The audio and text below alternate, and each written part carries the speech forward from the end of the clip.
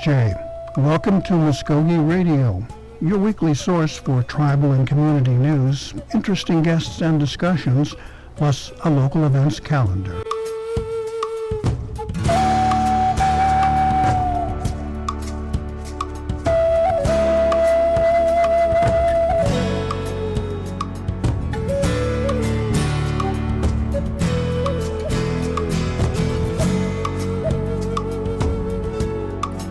SJ, Stongo, Gary Fife, Jaho Jifkadas, Mvskoke Radio, Mabo Hedjita Wedgekis.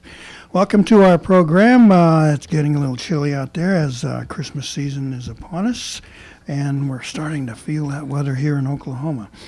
We have a little program change here. We had scheduled the Reverend Dave Dunson to come in to talk with us today on pastoral care for those in need and families in loss, and how he offers comfort to them. But he called me this morning, said he had to cancel. His administration had apparently not approved the interview, so they were not allowing him to join us, which is sad. We were looking forward to talking with him. However, we will be talking with Sandra Dakin-Medrano of the Oklahoma City Muscogee Creek Association about the center there and how they serve our Muskogee people who live in Oklahoma City. Also, in our second segment, Kathy McCormick from the admissions office at the College of Muskogee Nation. They've got their enrollment season coming up, so folks who might be interested in attending colleges and taking courses there, this is the time to do it. And hopefully, for too long, our buddy and sometimes co-host Darren DeLaune will be popping in, and we'll chat with him, talking about some of the work he's been dealing with, stories that have been important. And we'll just do a little reporter's chit-chat. But also, we have a special guest with us today, Liz Gray, who's joining us. She is with our graphics department and is interested in this end of the Mvskoke media business. So welcome, Liz. Thank you. Glad to have you. And we'll kind of break her in slowly and feed her all kinds of lies about this business as we get into it. But let's get on with it. I believe we have Ms. Dakin-Medrano on the line. Sandra, are you with us? I am. Good morning. SJ, Stongo. How are things down in Oklahoma City? Well, we are just doing well. We have good weather going into the holidays, so we're all thrilled about that.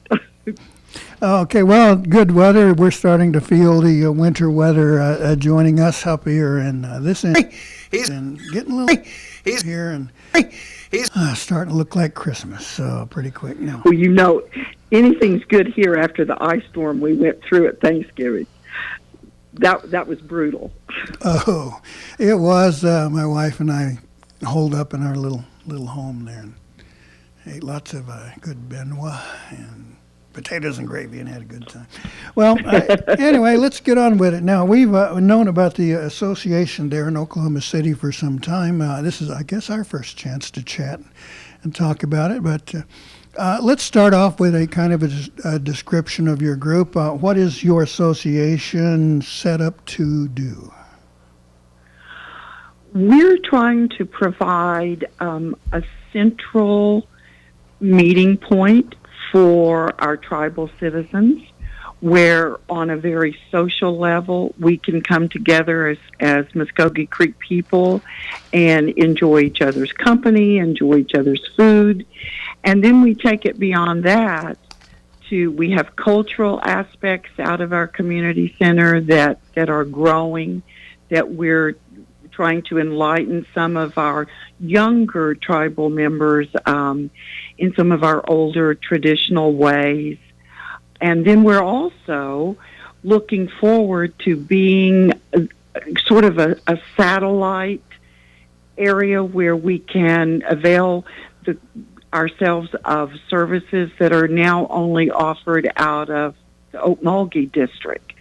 There are so many of our citizens in this community are unable to make the trek from Oklahoma City to Okmulgee during regular business hours.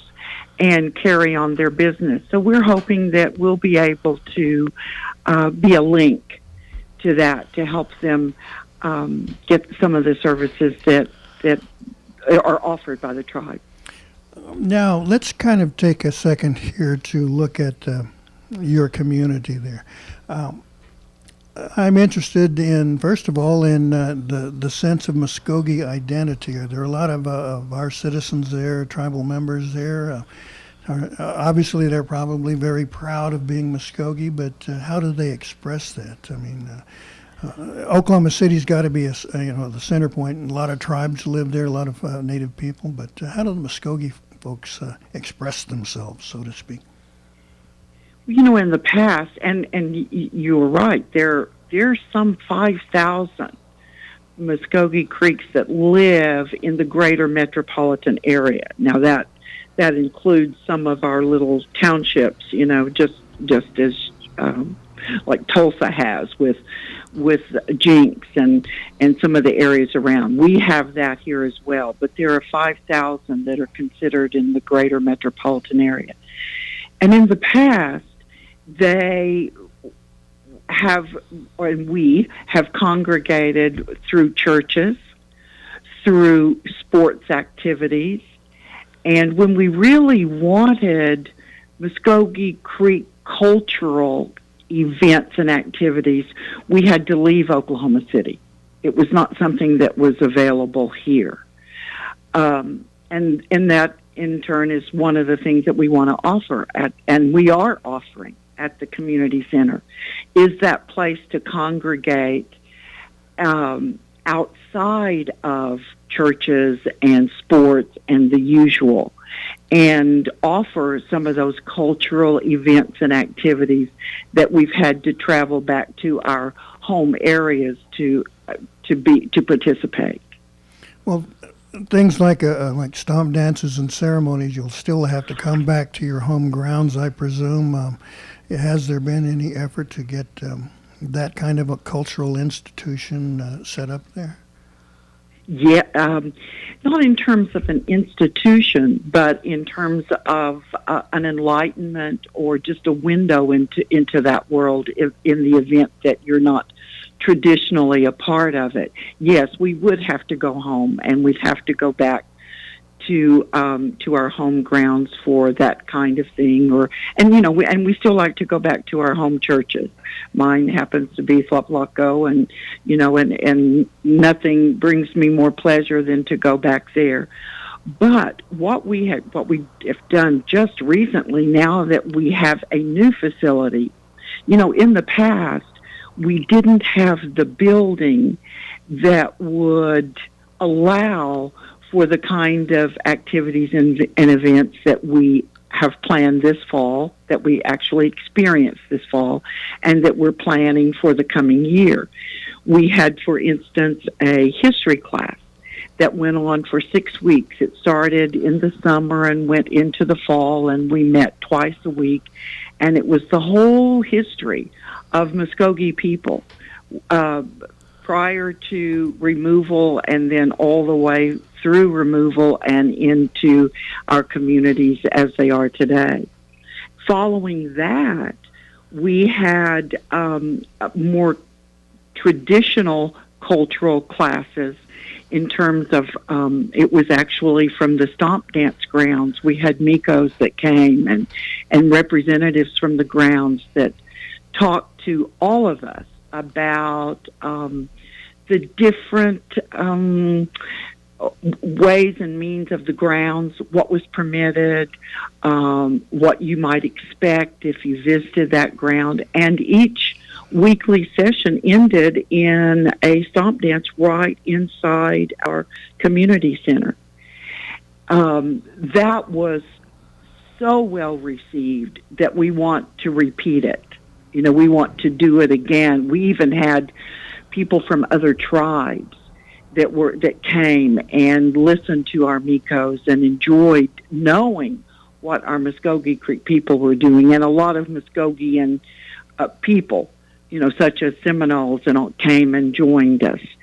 So we're going to do that again. So those are the kind of things that this new building, which has the actual floor space to allow a lot of people to come in, and so we have a lot planned for 2016. Now, you mentioned your building there that would serve as an obvious center and a drawing point for Muskogee people. Now, is it full? Is it staffed all the time, or is it just open on certain occasions? How does that work? It's staffed from Monday through Thursday, and you can reach anyone by phone or drop by from 8:30 to 4:30. And then, of course, we open it up for our events, and we have staff members there with us anytime we have events on weekends or after hours. Now, earlier in our discussion here, you mentioned services that your members would be requiring from the tribe. And in many cases, they would have to, either come to Okmulgee or Okemah or something like that, one of the satellite regional offices, and obtain the services there. Do you have a feel for what kinds of things your folks there are asking for? What do they need? What kind of help? Usually it's enrollment, citizenship kind of issues, new babies, new children that haven't been enrolled before, or social services. And we have a couple of ways of addressing those issues. We also have election board kind of issues. We have people who are not voters who want to become voters. So one of the things that we're doing is that when we do have an event, kind of an all-out community event, then we contact Okmulgee and we ask for representatives from the election board, from citizenship, to come and from social services to come and join us.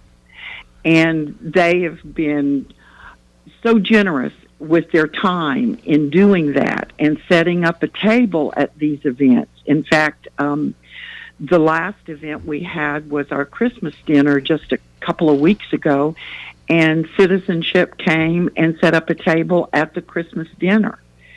So we told all of our members, we made an announcement that if you had citizenship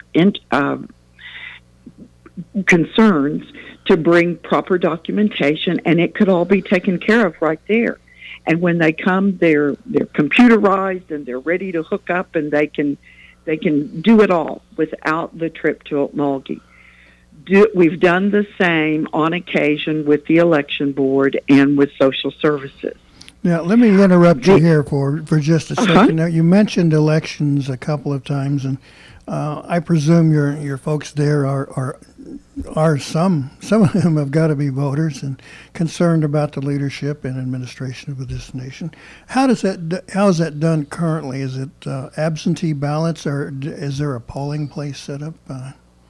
What do you have? It's absentee ballots, and to support that wing of our nation's activities, we held a candidate forum in our community center in, I believe it was September. It was either September or October, on a Saturday, and we had a majority of all the candidates that were running for the different positions came to our center that day, and each was allowed to speak and describe their platform, and it was well received by our community. We had a full house, and we'll of course do that going forward. That was not our first one. We had one several years ago. We had to borrow a church and use their gym because we didn't have the building to house that many people. But this year we were able to do it in our own center. Now, and then, of course, let me jump in again, as radio hosts get to do. Now, still on the subject of the elections, are your folks there politically active? Do they vote in a block, or they just like everyone else kind of make their own way? I know I'm asking for speculation here, but what do you think? and well, within every community, whether it's in Okemah or Holdenville, or you have family blocks that come together as a family and make a decision as a family on who they will support, and that happens here because we have family units within our community. And then there's the lone wolf, that's out there with their absentee ballot, voting as they see fit. So I think we encompass it all, just as every other community. Yeah, that's a pretty significant characteristic of pretty much anywhere in the Muskogee Nation. The same thing, family and loyalties like that, friendships and connections there will influence them, and there are always the folks who prefer to go their own way and do this sort of thing. Right. Now, as the new building is becoming available and kind of getting broke in, how is your community responding now? Are they really taking it to heart? Is it going to be a lot busier in the next few months, do you think? Oh, yes. In fact, it has been so busy. I'm just kind of a member at large out of the community. And when we got into the new building and we started planning for the dedication, I volunteered to help and thought it was just a single little project. We have so many projects going and events going that I'm working, as are many other members, working week after week after week planning for the next events. So it is well received. Our turnout has been more than we expect. In fact, we've had food issues and parking issues, and which we're thrilled. We're thrilled about. Oh no, not enough fry bread. We ran out of fry bread. Yeah, we did. We literally ran out of fry bread. Oh, that's a horrible crime. Come on, Gary, get it together here. Now, we've seen locally here that the Muskogee Creek Nation is drawn a lot closer to the Okmulgee city and county governments here. Tulsa is now spending a lot more time talking to us about joint issues and how we can cooperate on a number of things. Is that same thing happening, I think, with the Muskogee community there in Oklahoma City, or for all tribal groups there in the city? Are Native people priorities and issues being recognized there? Yes, they are. And we have a community development staff member, Teresa Gouge, and then our board members who are routinely and on a regular basis going to and communicating with Okmulgee. They try to be there for the council meetings.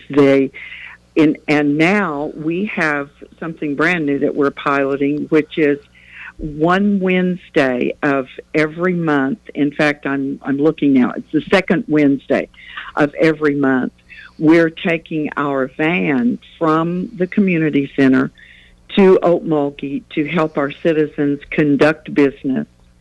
And so we're feeling the ties more than ever before. Before it was more disjointed. Now we're certainly not where we want to be.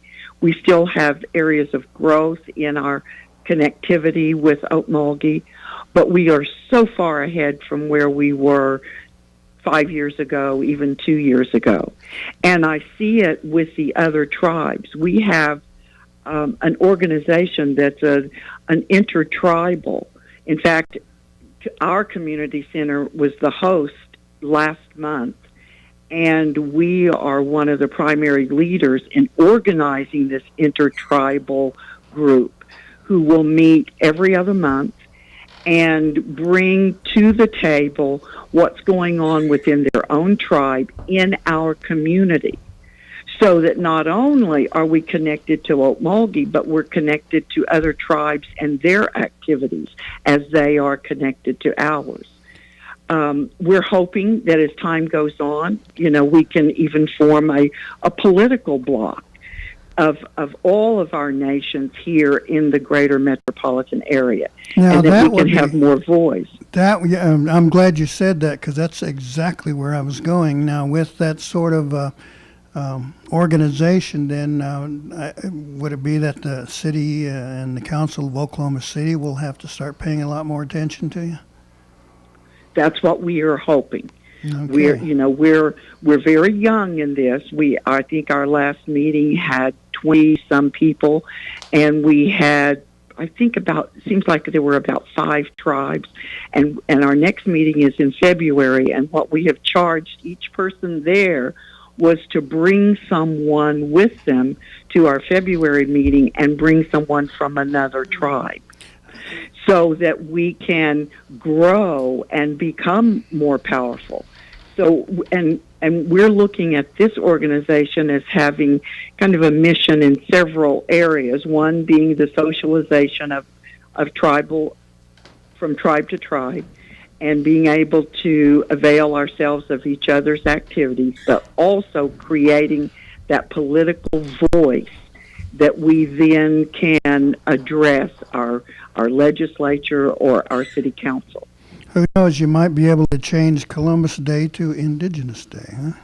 We are hoping. In fact, that's one of the things we said. If we can do this and march forward, and by next October or September, we can start that battle, because it was a battle with the city council. We can start that battle again and perhaps show a more unified front of all of the tribes. Okay, well, I tell you what, Sandra Dakin Madrano, we're going to wrap this up. If anyone was interested in contacting you to see about getting some help or connecting on the social services, or just come have fun with other Muskogees, how do they get in touch with you? They should call the OCMA office, our community center, and that phone number is area code 405-605-2621, Monday through Thursday, 8:30 to 4:30. All right. Well, Mado, for taking time this morning to talk with us and kind of fill us in, I'm going to have to get down there and take a look at what you got. All right. We'll be happy to join you again, and maybe with all of our announcements of the things that we're planning for 2016. Just give us a call. Okay. If I come down, do not run out of fry bread. Okay. That's a promise. Okay, I'll Mado. put yours aside. All right. Thanks. I appreciate it. Okay, we're going to take a short pause here, and then we'll be back with Kathy McCormick from the admissions office. Gosh, I can't get that out today. Admissions office of the College of the Mvskoke Nation. So please stay with us here on Mvskoke Radio on 1240 The Brew here in downtown Omogie. Nearly 22 million women and girls and nearly 1.6 million men and boys have been raped in their lifetime, probably by someone they know. April is Sexual Assault Awareness Month. If you or someone you know has been sexually assaulted, confidential support is only a phone call away. Contact the Mvskoke Creek Nation Family Violence Prevention Program at 918-732-7869 and ask to speak to an advocate. Services are free and open to the general public. Hear that? That's the sound of hope being killed by meth. Methamphetamine use is causing huge problems in our community. Hear that? That's the sound of something you can do about it. Events like rodeo, res ball, and family time can help keep kids away from meth. Talk to your kids. Keep our culture alive. A message from the Partnership for a Drug-Free America and the National Congress of American Indians. Learn more at ncai.org. Welcome back to Mvskoke Radio. Gary Fife here. And our colleague Darren DeLaune just wandered in. Welcome, Darren. How you doing, Gary? Okay, we're getting along here. I guess we'll keep you on the bench until the third segment here. Perfect. I'll just stay here and just listen. Okay. We have on the line Kathy McCormick, the admissions officer. There, I got it right. For the College of Mvskoke Nation, and they've got an enrollment season rolling around right about now. Kathy, are you with us there? Yes, I am, Gary. How are you today? Okay, a touch chilly, but otherwise getting along. A little seat of the pants radio here today. We have the flyer here concerning enrollment for the College of the Muscogee Nations. As we like to do, though, for listeners who aren't familiar with us, give us a quick capsule of the college. Okay, we are the College of Mvskoke Nation, and we offer degree programs that uniquely reflect the Mvskoke culture and history and language.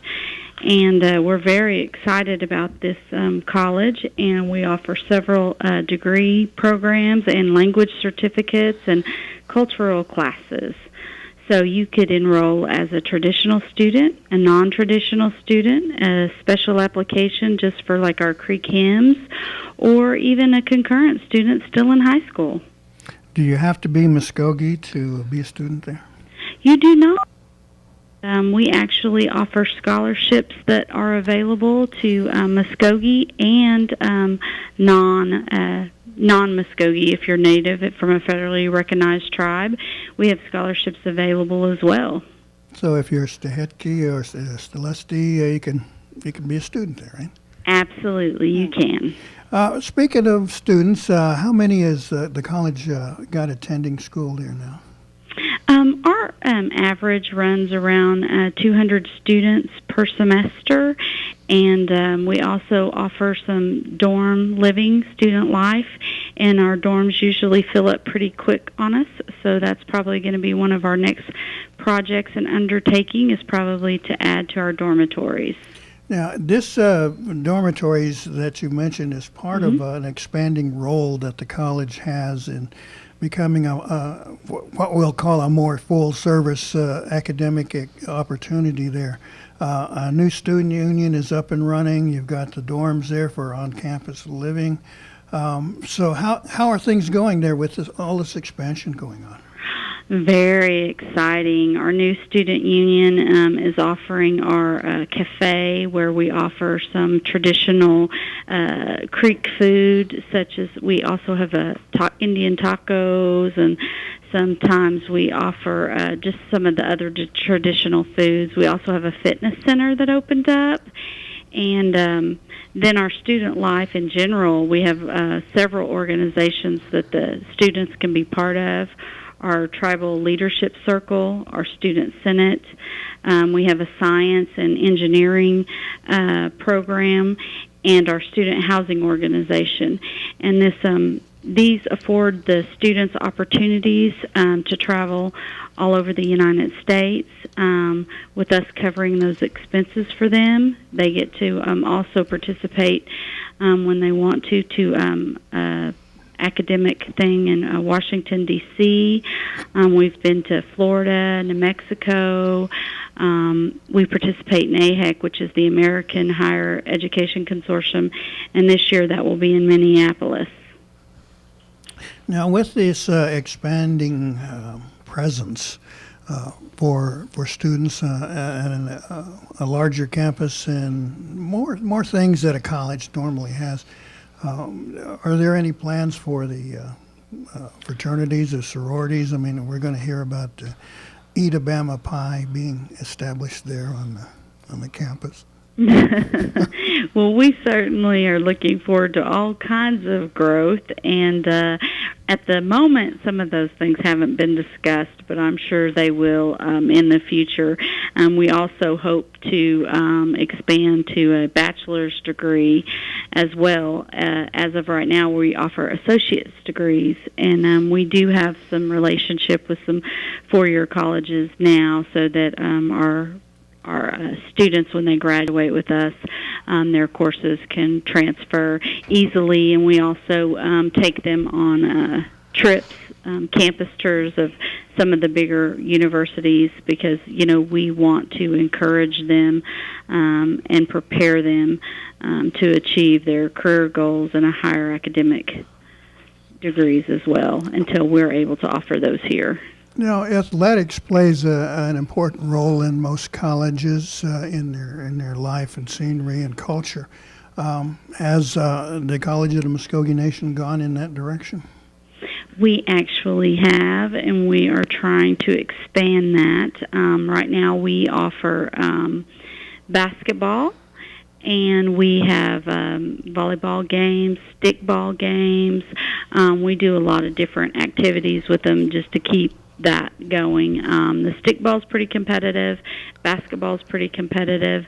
Some of the other things we're just trying to get going and, keep everybody active and us all have fun. Sure. I'm going to let Darren jump in here. Kathy, this is Darren DeLaune. How are you doing today? How are you, Darren? Doing okay. Thank you again for being on here. Could you please tell us, I know y'all say y'all have athletics. What's y'all's mascot? We are the Ravens. What made y'all decide to go with the Ravens? Our Mvskoke logo and the history of behind our logo, I think, is the reason why we chose the Ravens. And we had much debate over that, and we even kind of polled the students, but we're pretty excited about it, and the students seem to like it all right. And when we opened up our bookstore, we have seen that our students have been very supportive to wear our gear all around campus. That's great and to even hear. our local community as well. We sell a lot to just our local, and we'll be walking around and we'll see our T-shirts and some of our logos. So we're very excited for the community support that we receive. That's great to hear. I have another question about the students. Matter of fact, I know a lot of them may be from around here or in the Mvskoke Creek Nation jurisdiction area. Are there some students that are, say, from out of state, and if they are so, like, how far out of state are they? Actually, we have been getting quite a few students from out of state. Texas is pretty common right now, but we've had California, Colorado. It's really starting to pick up. That they are hearing about us and they're wanting to take advantage. The gentlemen that had the vision for our college was that our Native Americans, students and people could get their education in a culture where they felt the environment was safe environment created to learn about not just academics but our culture. And so the opportunity for them to achieve that education debt-free is phenomenal. So we're really starting to receive a lot of out-of-state applications as they hear more and more about us. That's amazing to hear, especially like with all the colleges that we have in the United States. They hear of Okmulgee, for the College of Mvskoke Nation. So it's amazing to know that the College of Mvskoke Nation's name is out there. It is, and it's such a wonderful opportunity. And once a student, once they attend here, they love it because there's so much. We offer so much support. We have a free tutoring. We opened up a student success center where they, their doors open all the time, where they check on them. They, follow up with some of their attendance. I mean, there's just so much support, not just academically, but like we even the faculty and the staff. We play dodgeball with them. It's like a big family community, and it's just. Where else can you go where you can, receive your degree with, debt-free? And in a lot of cases, they're even able to have some assistance with some scholarships that are available through their tribe, some spending money to help with some of those added expenses. Now, here's an interesting question. Do you have a Muskogee word for ravens? You weren't ready for that one, were you? Hey, don't worry, we're stumped too. So. Flux. Yeah, there we are. You guys are trying to get me in trouble today, aren't you? Oh, why not? No. Well, we'll be in trouble too if you think about it, because we don't know it as well. Right, even beginning Muskogee student, I've got Fuzwa for birds, Fuzwa lusty perhaps, blackbird. Now, let's focus in on the enrollment process, first of all. If someone was interested in becoming a student and they wanted to walk into your office and apply, what do they need to have and what sort of requirements? Okay, well, you can apply here locally at the college, or you can apply on our website, which is mvskoktc.org, and we have an online application. But some of the requirements or some of the documents that we ask you to bring with you is official transcripts. They have to be in a sealed envelope, and that's probably one of the biggest things that happens with our students is that they'll go ahead and open it and look at it, and that's for high school and for college if you've had any previous college. We ask for ACT scores, shot records, and their some form of ID, which are Mvskoke Creek Nation IDs now are considered to be in place of a state ID. Now, you mentioned there a sealed envelope. Let's underscore the importance of that. Why is that a requirement? Well, now that we are. Our courses are transferable and accreditation, and we receive our federal financial aid. We're eligible for FAFSA, which is your federal financial aid.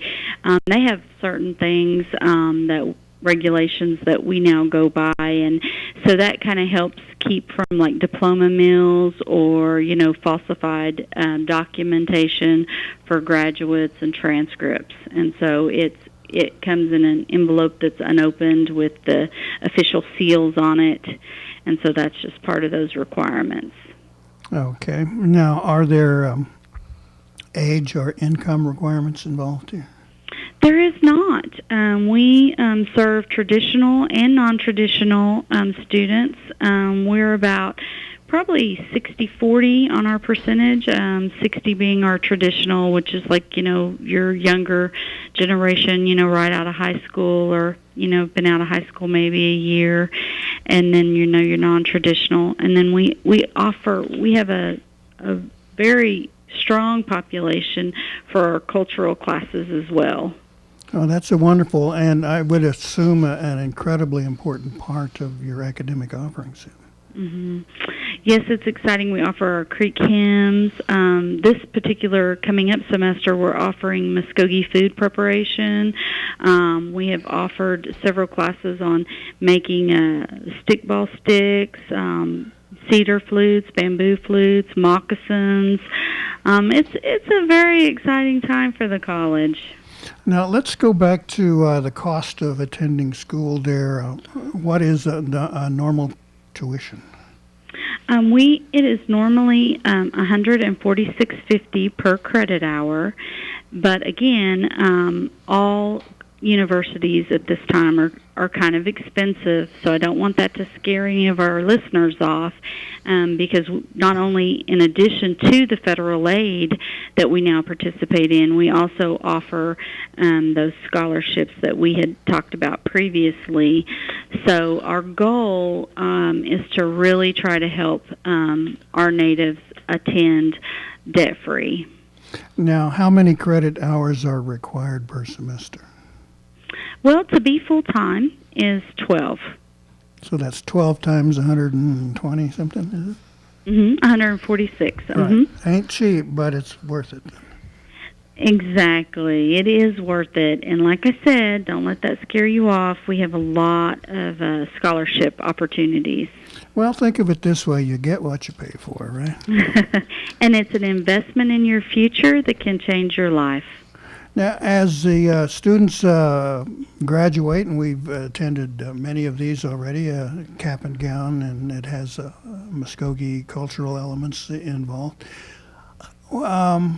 How are you doing there? What's your graduation rate? And I guess, I don't know, do you have any information on jobs they get or employment or anything like that? We have recently started collecting that data, and we are very pleased. We have a very high number of our graduates that actually have been employed by Mvskoke Creek Nation, so we've been very excited about the support from our local tribe.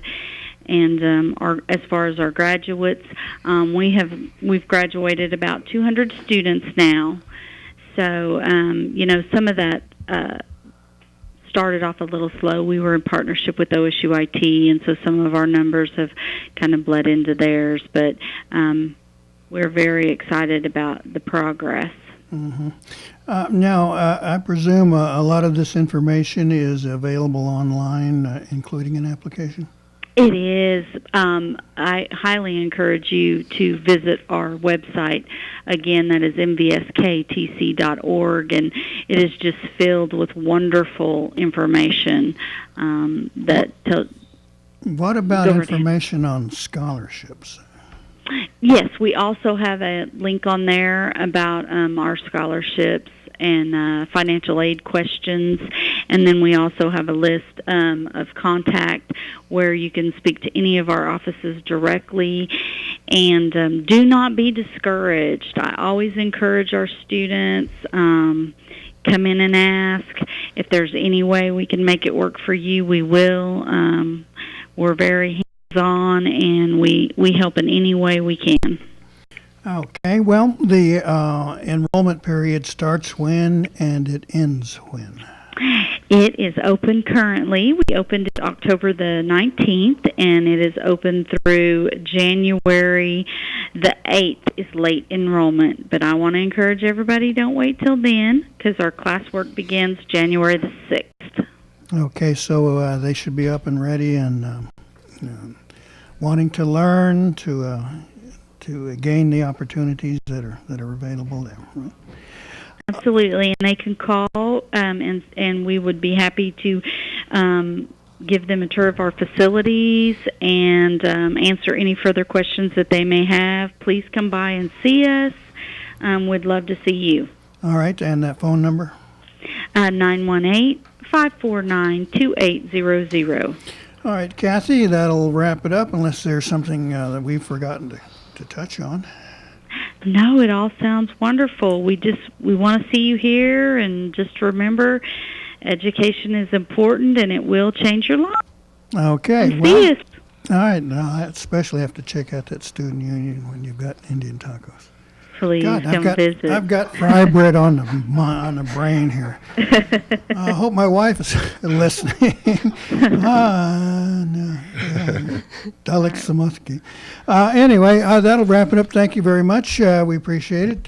We're going to take a short pause here, and then Darren and I will talk about some of the things that he's got working, kind of a reporter's chit-chat, and we're going to try and throw Liz into the fire here today, too.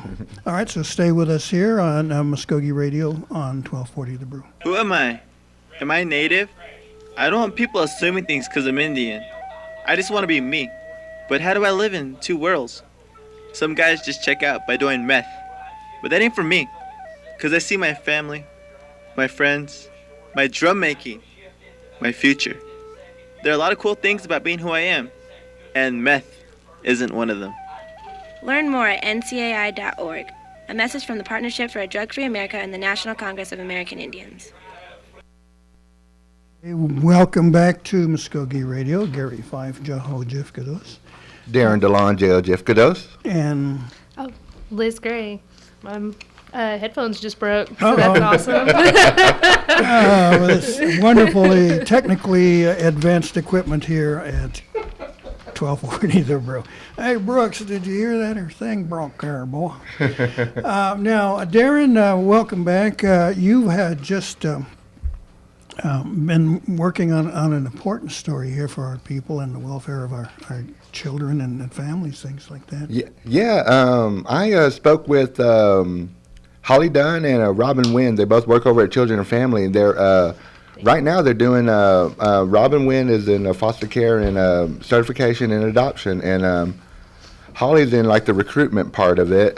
What they were doing right now is they are working on recruiting foster care parents for our Mvskoke Creek Nation children who are in their stable right now. So right now, as currently, not unless it's changed from since the article, but they only have 5 families that are foster care families, and they're full right now. They're full to the brim. And always, as always, the need is far outpacing the ability and the demand. Exactly. Or the supply, rather. Yeah, exactly. I mean, they were talking about, I was asking like what reasons why, and they were telling me that they had, I guess a lot of them have stigmas when they hear of stigmas whenever it comes to foster care. And such as those stigmas was, I think the one main one was, they have to, they develop that closeness already. They're already attached to that child. And I mean, for a foster care, that's only temporary, so they have to give that baby, or give that child back to, wherever they go, if the parents can keep them. But that's one of the big things that a lot of the people who want to be foster parents, that's what they're worried about, is, I guess, developing that closeness. And whenever I spoke with Holly, and she gave a great answer on that. She understands that everybody will develop that closeness to those children. I mean, everybody does that. But the great thing about it is, like, if you open your hearts for and your doors for that child, I mean, it's sad to say that you have to give that baby back. There's always, there'll always be. I try not to sound that bad. If whenever you're ready to take care of that baby, take care of another one, there'll be another one there waiting for you. Mm-hmm. They always have that. You will always be that need for that department, for that program. You don't want it to sound like a revolving door kind of thing. Exactly. And one of the great things about it is, like, whenever I spoke about the Angel Tree, their numbers have gone down significantly. I mean, last year I think it was like they were like a little bit close to 100, if not at 100. But this year they're only like at 60, a little bit above that. I mean, so their numbers have dropped. I mean, for the children that are in their stable. So I mean, that's a great thing to hear about that. So, but right now, they're looking for families that will take these children in. And like I said, some of them are they're different type of foster care families. They're either they're weekend. There's weekend foster care, mm-hmm. And just emergency placement, like if they just need them like for an overnighter, or something like that, until they can find a better, not a better place, but find another place for them. If they just need somebody to keep them overnight or just the weekend, they can do that. Well, it would be wonderful for the children to find a permanent home, obviously, but until then, they do need to have care. They need to be warm, they need to be fed, and around people who have some sensibilities and will care for them and love them. That's all they want. They want somebody to love them and just be with them every step of the way. Right. Now, there are probably folks out there who would still have questions like income level, age. Do I have to have a home? Do I have to rent? A lot of questions I would presume would come up in the minds of prospective foster care parents. Who's going to answer those kind of things, and what do you know what they'll be telling them? Right now, it'll be Holly Dunn. She's the recruitment officer or the manager for that program, and she'll be the one that'll be answering the questions. She's you can get in touch with her with 918-732-7869, and what they do is any questions that you have that you want to know about foster care, she'll be there right with you. And even though, like, if you become a foster parent, that don't mean they're just going to leave you alone. They're going to constantly be checking on you. They're going to be giving you trainings on how to, just to better yourself and to better that child that's going to be with you at the time. There is an application process, and also after you turn in your application, there's a background check that they put you through, and then a home assessment. They do like a home assessment. They'll come out, check out your home, make sure it's safe and stable for the children. That's got to be so important. You want to make sure these children go to a place where they will be safe, they will be taken care of. None of these weird people that are out there gets a hold of these kids. And home that's clean and warm, well cared for. Exactly. Okay, well, I presume you're going to keep your eye on that story as we go along? Definitely. The reason why I really, really want to, I'm sorry, I would like to do maybe like an article, maybe on a certain foster parent, or foster parents. I mean, I would love to do that and just get their perspective, hear what they have to say. I mean, necessarily we don't have to talk to the children. I mean, if we do, we keep it anonymous, but that's one of the things I would love to do, is to be able to talk to a foster parent, just to hear from their point of view, hear the process, how long they've been a foster parent. That would be great. That sounds like something for Mvskoke Radio. Exactly. Oh, that'll be great. If hopefully Holly was in a meeting this morning, so unfortunately she couldn't be here. But whenever she gets back, whenever she calls, that's one of the things I would love to bring up with her. Okay, well, in the last few minutes here, let's shift gears now. We are looking at a lot of real, shall we say, major changes for our people. Obviously, we've got a new principal chief coming in and being inaugurated in January. You and I have a new freedom of the press law to deal with, to exercise, and Yes. and I don't want to keep preaching about that, but for us, it provides so much more of an opportunity to be of service to our people. Now, have you thought about it much, and what you plan to do, what you'd like to do, or maybe what you want to kind of stay away from, perhaps? Really, it's I have thought about that a lot, and it's opening the door to some more. I'm going to say into the unknown. Put it to you that way. That's pretty apt description. I think. It's but I mean it's the unknown that I want to know more about. I mean, when with this freedom of the press, with that, I mean, there's going to be more training, because I mean, I'm going to be more of a reporter that's going to be covering certain things that we really haven't done. A lot harder news. A lot harder news, yes, a lot harder news. So, I mean, it's going to be relying on you, Sterling, Jessica, Jason, a lot of the people in our staff to, if I have a question, I'm going to need a lot of help with that, because, I mean, with y'all having the degrees, y'all pretty much knowing it. Me pretty much just, I'm not going to say stumble into it, but, always had this knack for writing. Mm-hmm. So I always wanted to write. Well, this comes with that writing. I mean, we have to do this, so I got to learn how. Think of it as just OJT. On the training, yes. Now, while we got you here, I want to compliment you on a lot of the writing you have done, a lot of feature work. Thank you. The columns have really been touching. I mean, you've reached that human element, I think, that is important that readers enjoy, and I don't know, for a writer, it makes them feel good when you can do something like that. Yeah, there was one that always sticks out in my mind. Well, two from this year, as a matter of fact. One was just like stepping out of your element, trying something new. And, I mean, we all know that I've always wanted to try, something different. I mean, right now, I mean, I don't know if I'm going to be retired, but professional boxer, every once in a while try to stickball with the Choctaw, with this team to try, something different. I mean, right now, I mean, I'm a